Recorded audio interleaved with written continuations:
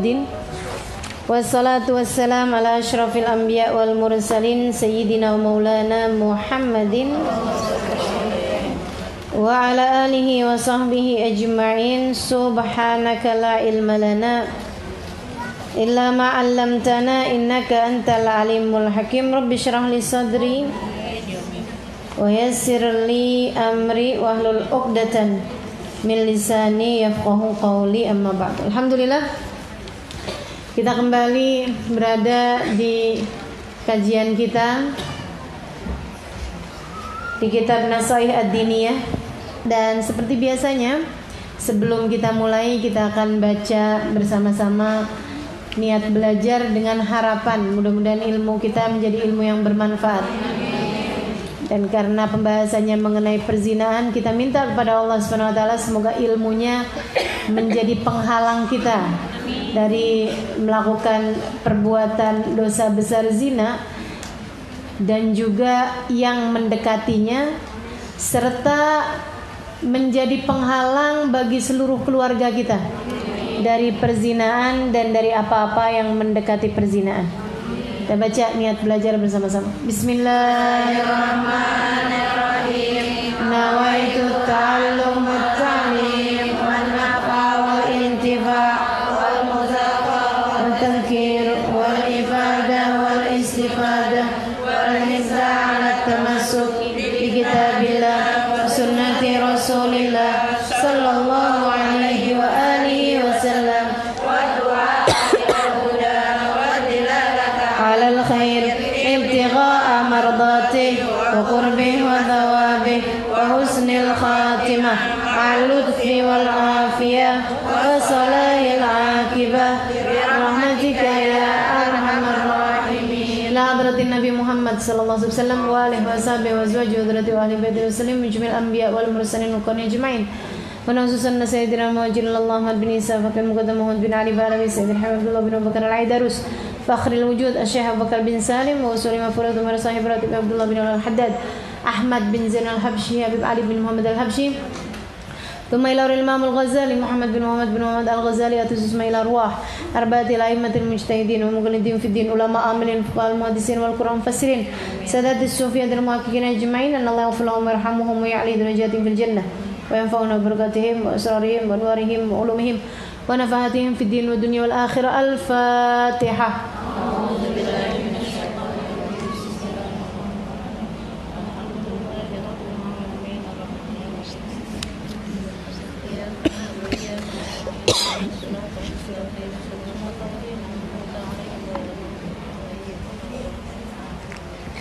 Bismillahirrahmanirrahim. Wa warada annahu ya'ti ala ahli al-mawqif rihun muntinah tu'di kulla barrin wa fajirin ghayat al-adha fayuqalu lahum hadhihi raihatu furujiz zina. Na'udzubillah. Berkata Imamul Haddad dalam kitab Nasaih Ad-Diniyahnya, masih di bab mengenai zina, beliau mengatakan wa warada qala radhiyallahu ta'ala anhu wardah wa nafa'ana bihi wa bi'ulumihi fid dharain amin.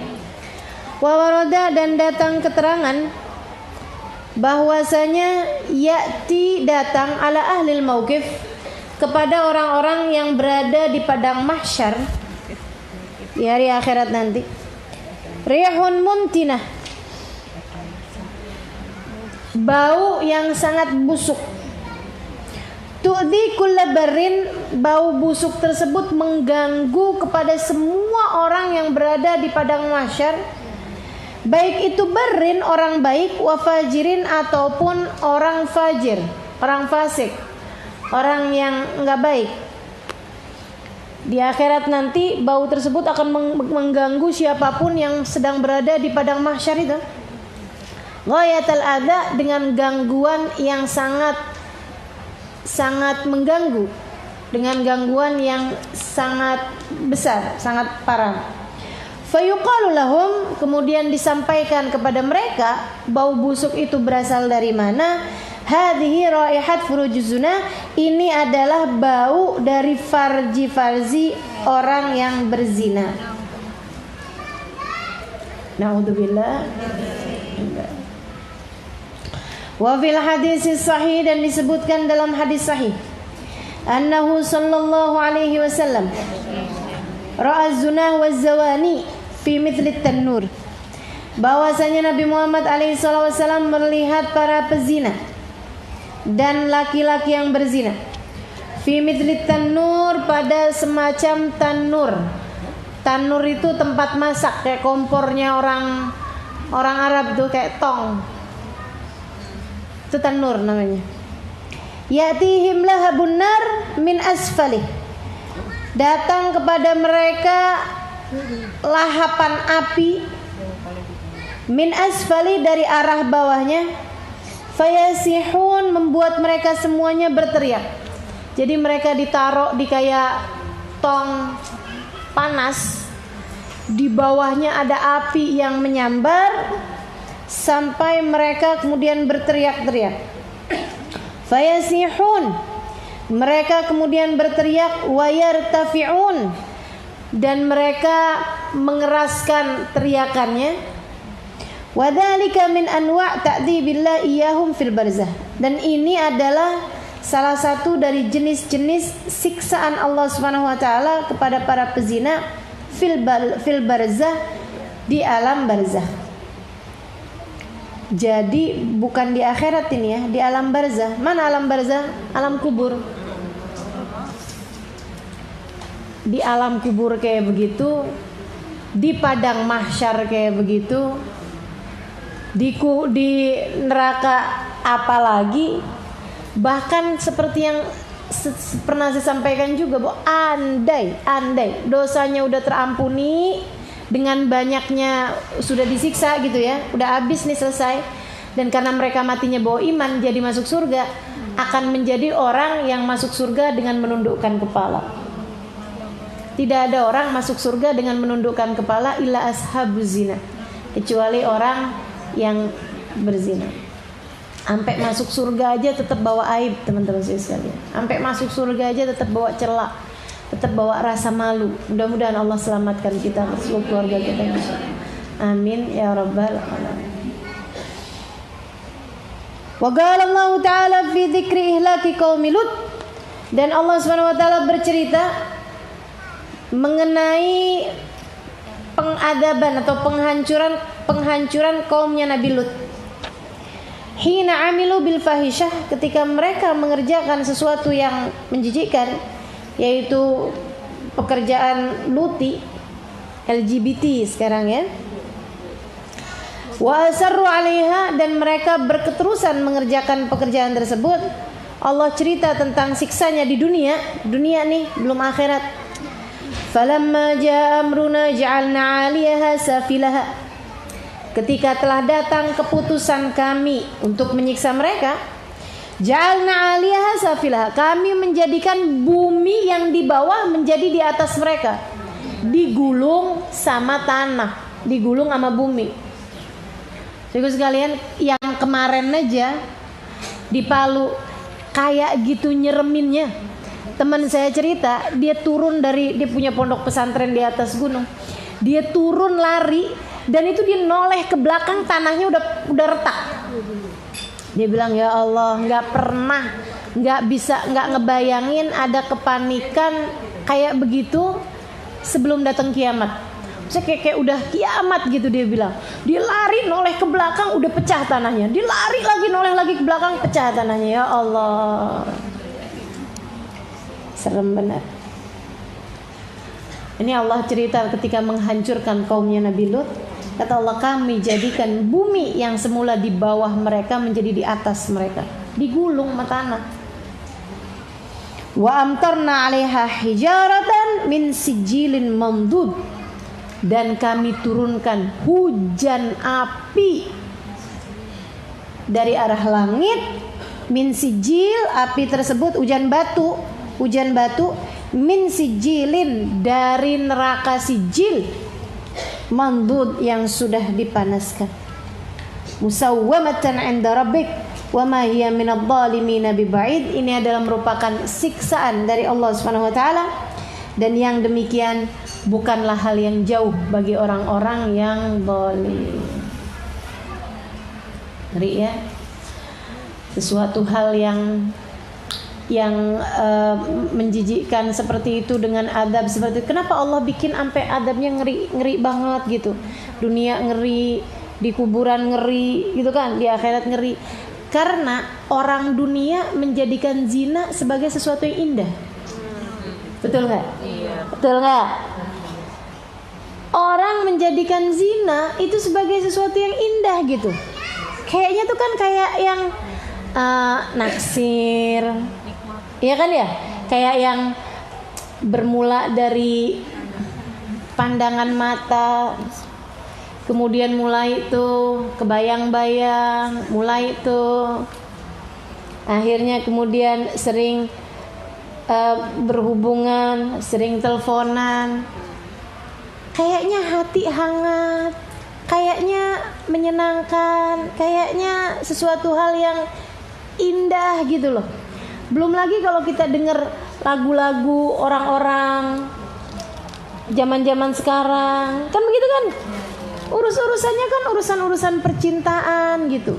Zina dianggap sebagai sesuatu yang indah karena dimulai dari sesuatu yang dianggap sebagai sesuatu yang indah, yaitu adanya cinta. Ini yang mesti terus-terusan kita ingat-ingatkan sama anak-anak kita. Saya sih nggak khawatir sama ibu-ibu yang ada di pengajian sini. Kelihatannya juga udah pada tua.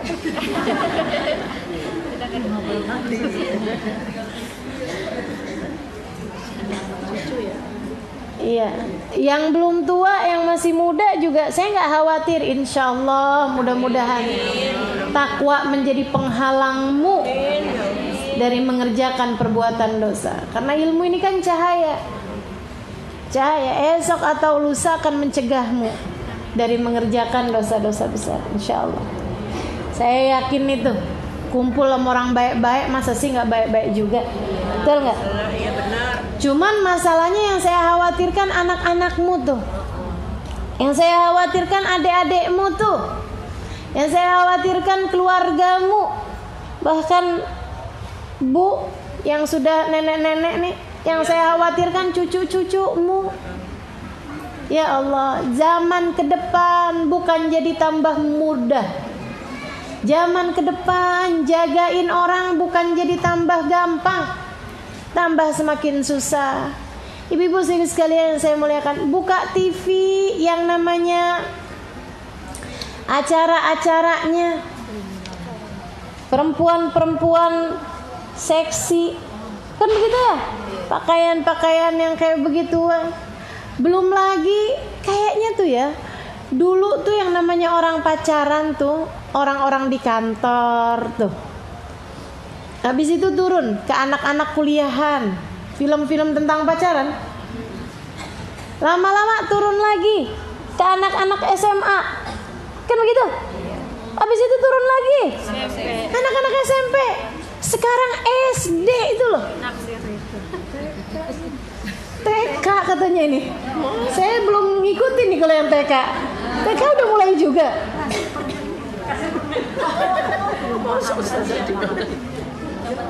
Ya Allah, ya Allah. Serem benar. Pernah saya lihat di media sosial ada screenshot dari anak SD ke temennya. Ngomongnya kayak gini, jagain hati Abi ya sayang.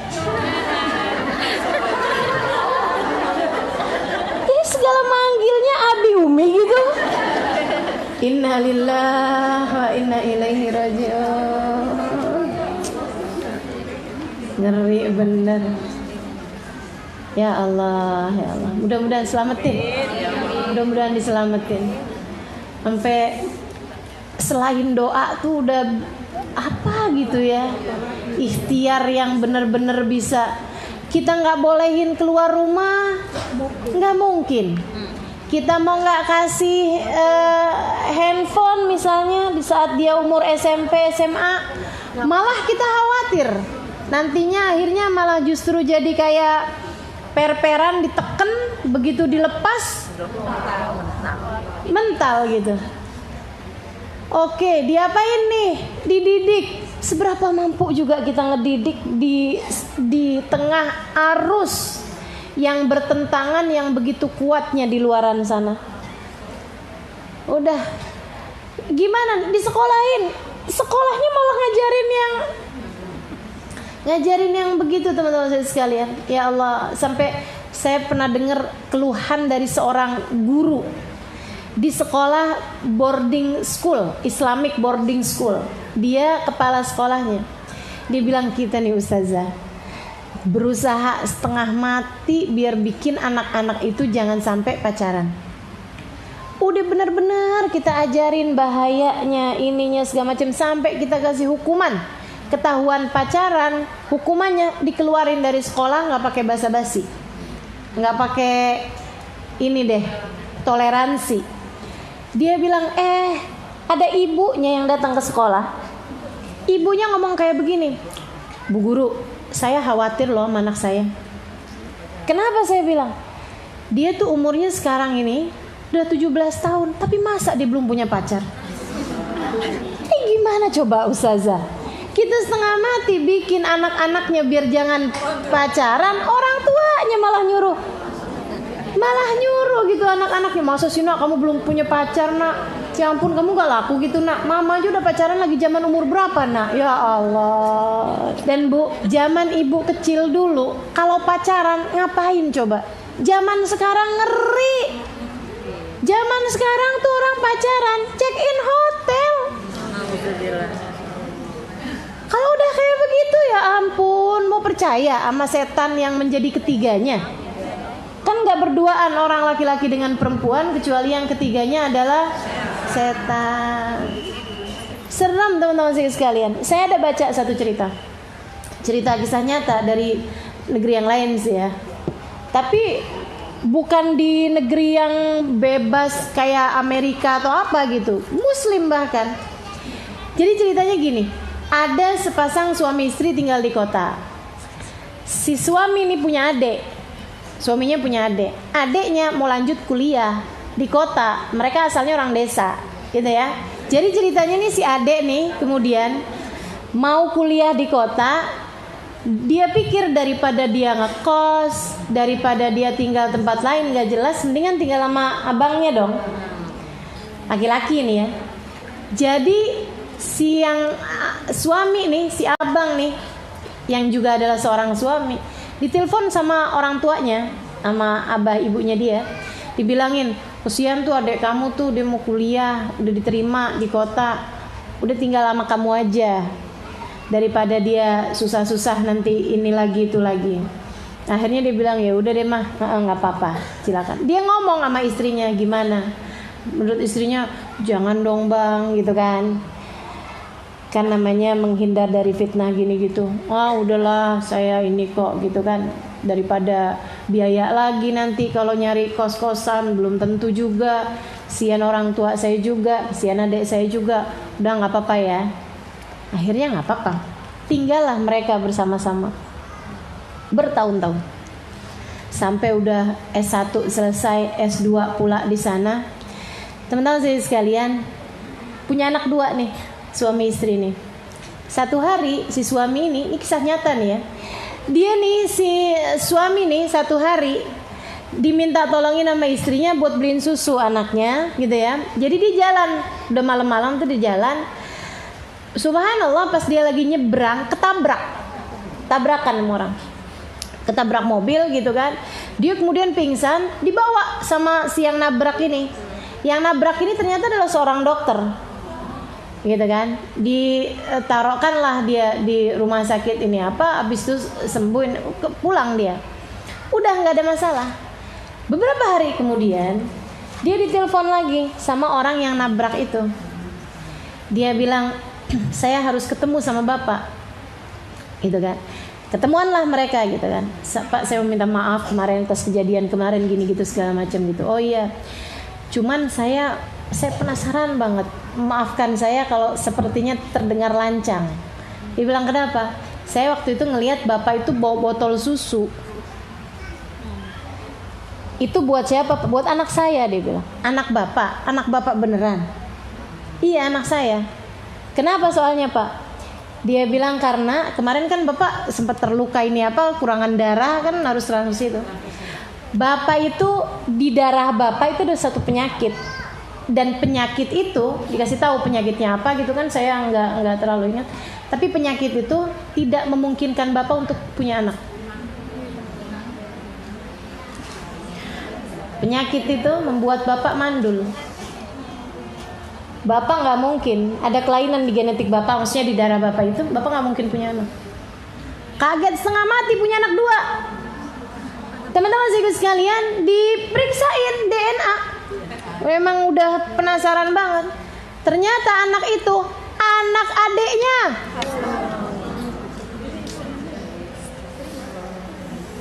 Anak adiknya. Karena kan katanya orang Jawa, apa namanya? Ya itulah.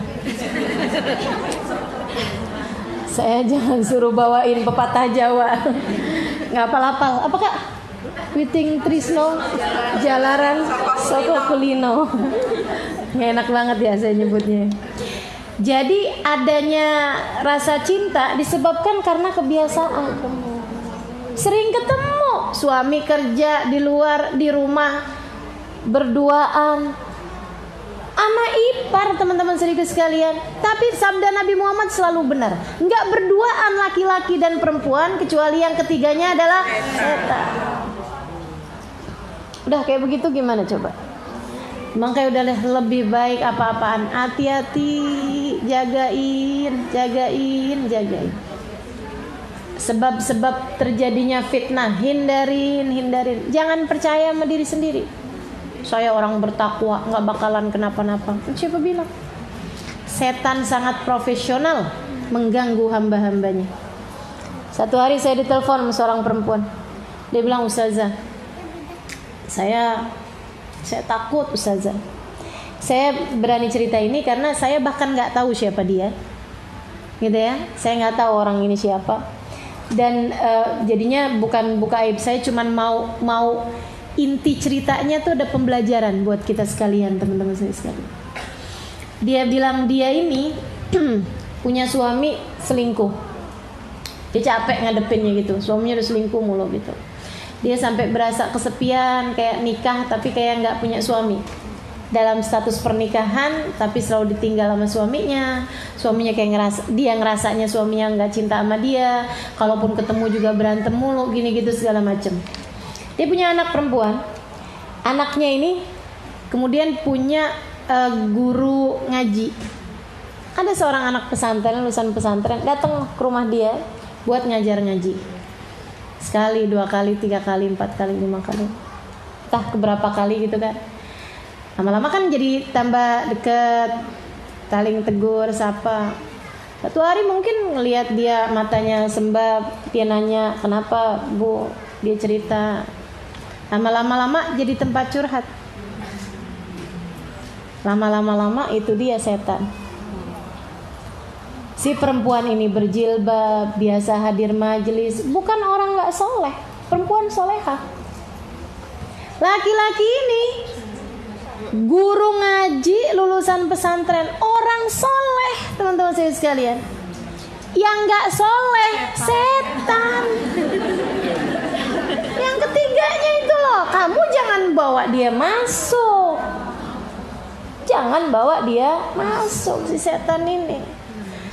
Makanya saya selalu bilang sama ponakan-ponakan, saya percaya sama kamu. Saya gak percaya sama setan. Saya gak percaya sama orang-orang di luaran sana yang entah apa yang mereka masukkan dalam pikiran-pikiran mereka.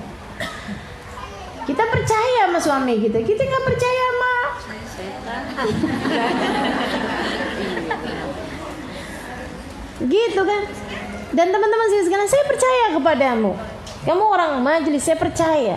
Tapi saya gak percaya sama setan kalau kamu biarkan dia menguasai kehidupanmu.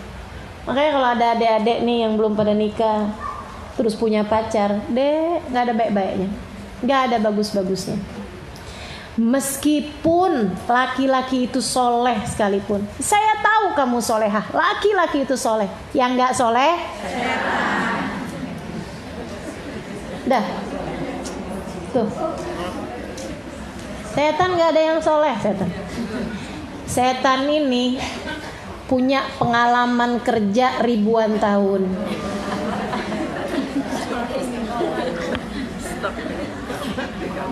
Nggak mati, nggak berhenti, nggak pernah putus asa.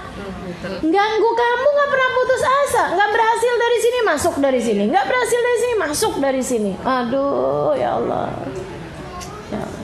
Mudah-mudahan Allah selamatin gitu. Amin ya Rabbal. Oh, nggak apa-apa kok, cuman pacaran gitu-gitu aja kok, usah ada pacaran syar'i. udah.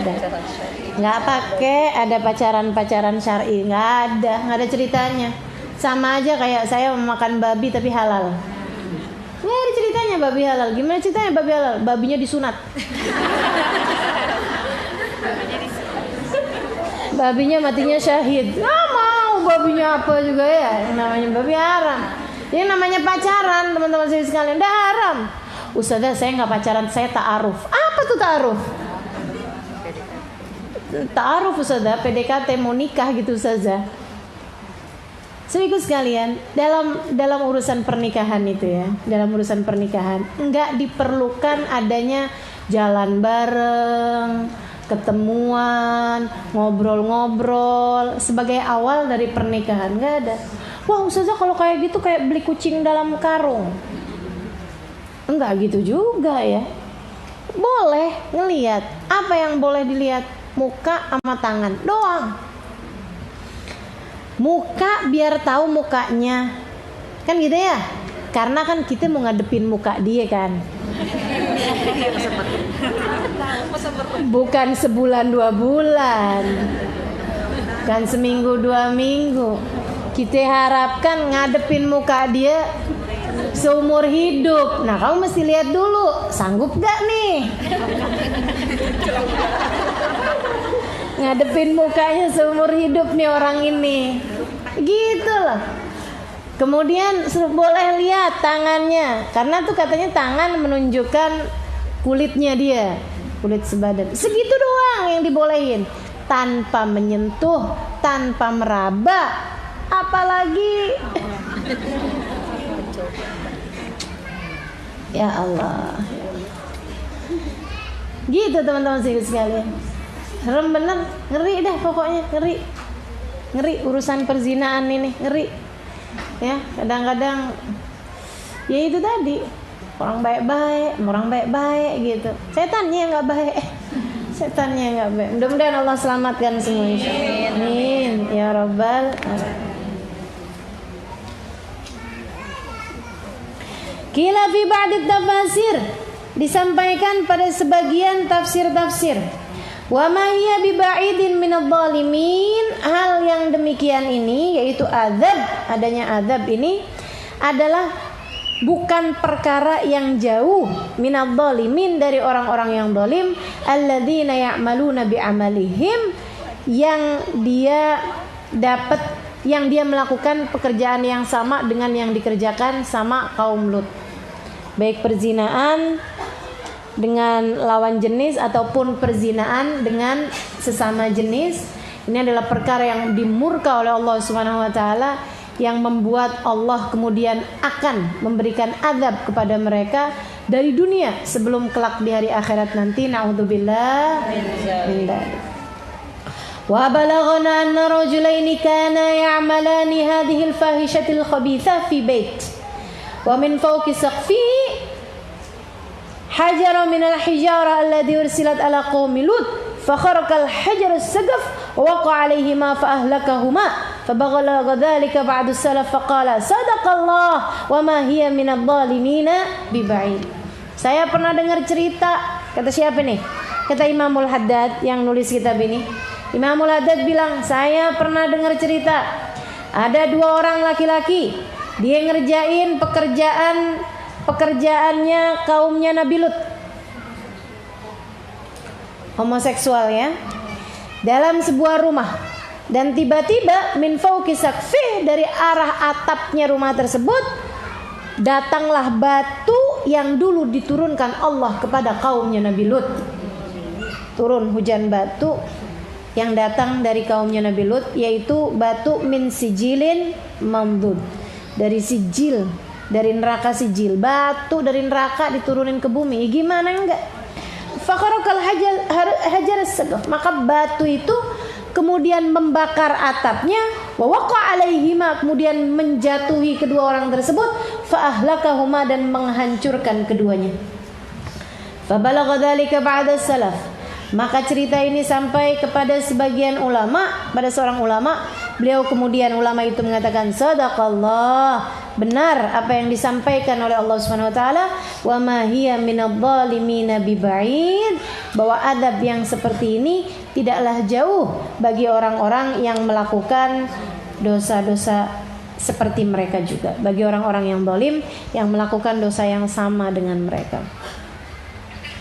Wa qala alaihi salatu wassalam, dan bersabda pula baginda kita Nabi besar Muhammad, akhwaf ma akhafu ala ummati amala qaumi Lut, yang paling aku takutkan dari umatku yaitu perbuatan kaumnya Nabi Lut. Wa qala sallallahu alaihi wasallam, dan sekarang tuh yang kayak beginian ditampilkan secara terang-terangan di televisi-televisi, di mana-mana. Sampai teman-teman sekalian, saya pernah pergi ke Thailand beberapa waktu yang lalu, mau ngajar.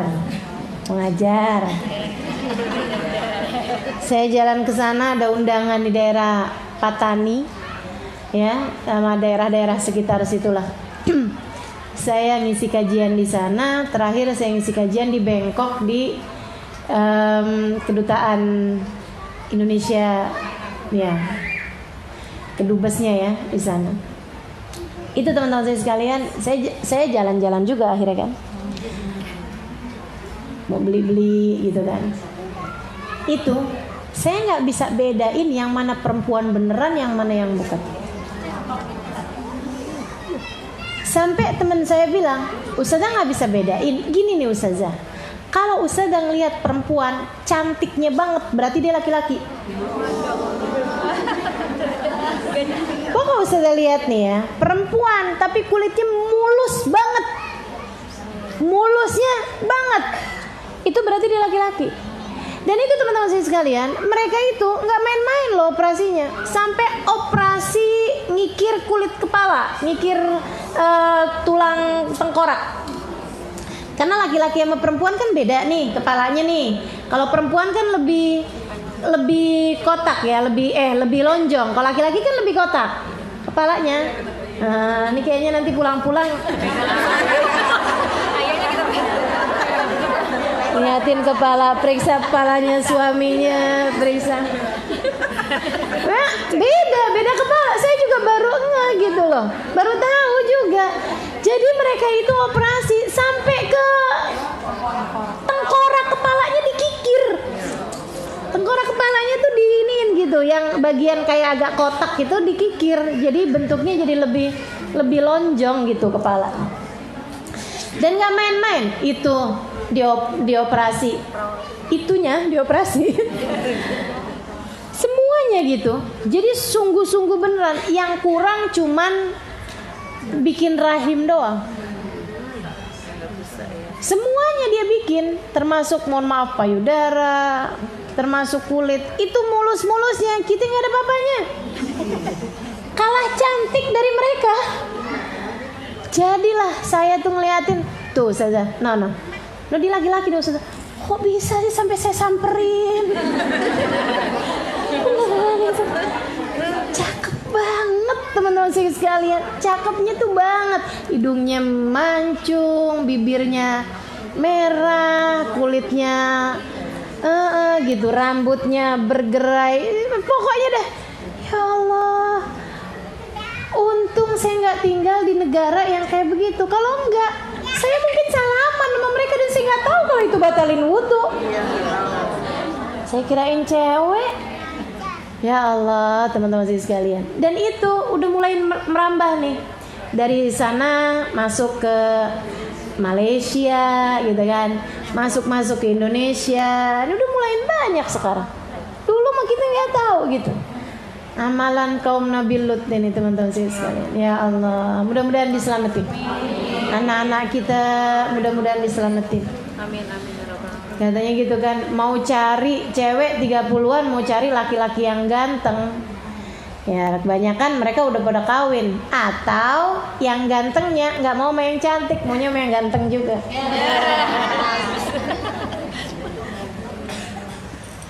Serem bener. Mudah-mudahan diselamatin. Iya amin.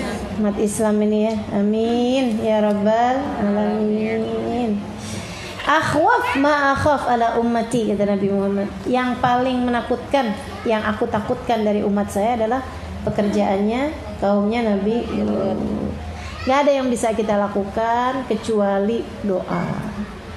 Kalau ada tahu orang kayak begitu, jangan dinyinyirin, jangan kita main-mainin, gitu kan? Kita panggil, ayo nyanyi di apa namanya? Ditanggap ya, jangan dibully gitu. Kita panggil di lampu merah itu, suruh nyanyi, jangan teman-teman Islam, jangan. Serem. Kita punya anak, ya enggak? Kita punya cucu. Takutnya kalau kita tair, kita nyinyirin, kita rendahkan, jangan sampai ada di antara keluarga kita nanti akhirnya yang terkena penyakit-penyakit seperti itu. Teman saya pernah cerita, Ustazah tahu nggak kenapa tahun-tahunan ke depan itu dia nyampein nama saya, Ustazah Najibah itu yang waktu itu datang. Nah ini beliau ini yang cerita mas. Ustazah, dia bilang tahun-tahun ke depan akan semakin banyak orang dengan badan laki-laki tapi merasa jiwanya perempuan. Nanti nih, semakin tahun ke depan semakin akan banyak. Saya bilang kenapa gitu Najibah? Dia bilang karena Ustazah, sekarang mereka ini lagi mengembangkan pupuk untuk tanaman, di mana pupuknya tersebut itu bisa bikin buah-buah menjadi besar-besar, dan itu berasal dari plasenta dari yang keluar ketika perempuan melahirkan. Ari-ari, ya, ini itu udah dikembangkan dengan mendunia teman-teman sekalian. Jadi tuh orang tuh sekarang nih kalau ngelahirin, perempuan melahirkan di rumah-rumah sakit, ari-arinya sama mereka dikumpulkan, dijadikan sebagai pupuk yang bisa membuat buah-buah jadi lebih besar dan tidak mudah busuk. Makanya pisang yang aslinya seberapa gedenya, yang pisang yang dari Bangkok tuh, itu kan gede-gede. Buah durian aslinya seberapa? Dari mereka gede-gede. Dan itu nggak cepat basi, nggak cepat rusak, nggak cepat busuk. Buah apel dari Malang tuh, seberapa gede coba? Segitu-gitu, kecil-kecil teman-teman sekalian. Sekarang apel datang besar-besar. Buah sekarang semuanya jadi mendadak besar-besar. Hampir semua buah lebih besar dari ukuran aslinya dan tidak mudah busuk. Buah jeruk dulu umurnya berapa hari? Buah jeruk sekarang umurnya berapa hari? Buah apel dulu umurnya berapa hari? Dari matang ke busuk. Buah apel sekarang berbulan-bulan. Itu kenapa tuh? Itu dia tuh. Dari plasenta ari-arinya perempuan itu ya, dari plasentanya perempuan, ari-arinya perempuan. Teman-teman saya sekalian, ari-arinya perempuan itu adalah bagian dari perempuan yang paling banyak genetika keperempuanannya. Orang makan buah tersebut, kemudian di dalam tubuhnya mengandung genetika perempuan. Ketika perempuan tersebut sedang hamil, banyak makan buah-buahan yang seperti itu, lahirlah anak-anak yang sebenarnya badannya adalah laki-laki, akan tetapi mengandung genetika perempuan. Kemudian mereka merasa saya terjebak dalam tubuh laki-laki, padahal saya adalah seorang perempuan. Gitu. Nah kalau kayak begitu kan masa mau disalahin apanya dong Ustazah? Ya tuh. Sekali lagi nggak ada yang bisa kita lakukan selain daripada doa. Doa terus doa. Saya begitu habis dengar cerita itu, jadi was-was. Apalagi kalau udah ada ponakan-ponakan lagi pada hamil, itu kan, jangan makan buah. Kalau makan buah lokal aja. Jangan makan vitamin-vitamin yang aneh-aneh, saya bilang. Udah orang dulu-dulu tuh nggak pakai begitu-begituan, dah madu udah paling bagus, air kelapa udah paling bagus, udah deh. Udah yang normal-normal aja, yang kayak biasa-biasanya aja, kencur banyakin. Ya Allah, ya Allah. Habis bingung ya, jadi serba salah. Mudah-mudahan Allah selamatin. Waqala sallallahu alaihi wasallam, Nabi Muhammad alaihi wasallam mengatakan, la'anallah sab'ah min khalqih min fawqi sab'a samawat. Allah melaknat 7 kelompok dari makhluknya dari 7 lapis langit. Waraddada la'na ala wahidin minhum thalatha, dan Nabi kemudian mengulangkan laknatnya tersebut kepada salah satu dari 7 kelompok tersebut 3 kali. Nabi bilangnya 3 kali. Maksudnya la'anallah sab'a min khalqi sab'a samawat. Mal'un itu 3 kali untuk kelompok yang satu ini. Wala'na kullu wahidin la'natan takfi. Sementara yang lain itu cuman disebutin laknatnya sekali. Apa katanya Nabi? Mal'un man amila qaumi Lut. Mal'un man amila qaumi Lut. Mal'un man amila amala qaumi Lut. Mal'un man amila amala qaumi Lut. Mal'un man amila amala qaumi Lut. Mal'un man amila amala qaumi Lut. Dilaknat orang yang melakukan pekerjaannya kaum Nabi Lut. Dilaknat orang yang melakukan pekerjaannya kaum Nabi Lut. Dilaknat orang yang melakukan pekerjaannya kaum Nabi. Yang lainnya cuman satu-satu laknatnya. Apa itu? Mal'un man dabah li ghairillah. Dilaknat orang yang menyembelih tidak dengan nama Allah. Mal'un man ata syai'an minal bahaim. Dilaknat orang yang mendatangi binatang. Oh, ada ya. Ada penyakit tuh. Nauzubillah min dzalik. Mal'un man aqwa walidih. Dilaknat orang yang durhaka kepada orang tuanya. Mal'un man jama' bainal mar'a wa ukhtaha. Dilaknat orang yang mengumpulkan antara saudara dengan antara seorang perempuan dengan saudaranya. Maksudnya dia menikahi kakak sama adik gitu kan, atau dia dia menikahi kakak tapi naksir sama adik. Yang begitu gitu tuh. Mal'un man ghayyara hududal ardi. Dilaknat orang yang merubah-rubah aturan-aturan di bumi. Mal'un man idda'a ila ghairi mawali. Dilaknat orang yang memanggil kepada selain binnya, selain nasabnya. Wa Nabi Hurairah radhiyallahu anhu qala, dan dari Abu Hurairah beliau mengatakan juga, qala Rasulullah sallallahu alaihi wasallam, arba'ah yusbihuna fi ghadabillah. 4 kelompok orang masuk pagi dalam laknatnya Allah, wa yumsun fi sakhatillah, masuk sore dalam keadaan dimurka sama Allah. Pagi dilaknat sama Allah, sore dimurka sama Allah. Qultu man hum ya Rasulullah. Abu Hurairah nanya, siapa itu mereka ya Rasulullah? Gal, Nabi Muhammad mengatakan, al mutasyabbihuna minar rijali bin nisa. Orang laki-laki yang suka nyerupa sama perempuan. Wal mutasyabbihati minan nisa'i bir rijal, dan perempuan yang suka menyerupai laki-laki. Walladhi ya'til bahimah, dan orang yang mendatangi binatang. Walladhi ya'tir rijal, dan laki-laki yang mendatangi laki-laki. Wa ma warada fi tahrimiz zina wal liwat wa fi uqubat murtakibihima katsirun syahir. Dan apa yang datang tentang keharamannya zina dan keharamannya liwat, dan dalam siksa mengenai orang yang melakukan hal tersebut, katsirun syahir, banyak sekali beredar di mana-mana, banyak hadis, banyak ayat, banyak cerita-cerita. Wa hasbuka bihima qubhan wa tahriman wa nakalan ma rataballahu alima fid dunya qabla al-akhirah min al-haddi wal uqubah. Dan cukup bagi kamu sebagai menunjukkan bahwa perbuatan ini adalah dosa besar dan keharaman yang sangat-sangat kuat, apa yang sudah Allah Subhanahu wa taala tetapkan dari aturan di dunia sebelum akhirat, minal haddi wal uqubah, dari adanya had, dari adanya hukuman rajam kalau dia sudah menikah, dan cambuk 100 kali cambukan kalau dia belum pernah menikah. Gitu ya. Wa bayana dzalik wallahu a'lam bissawab. Ya Allah. Mudah-mudahan dikasih keselamatan semuanya insyaallah. Amin ya rabbal alamin.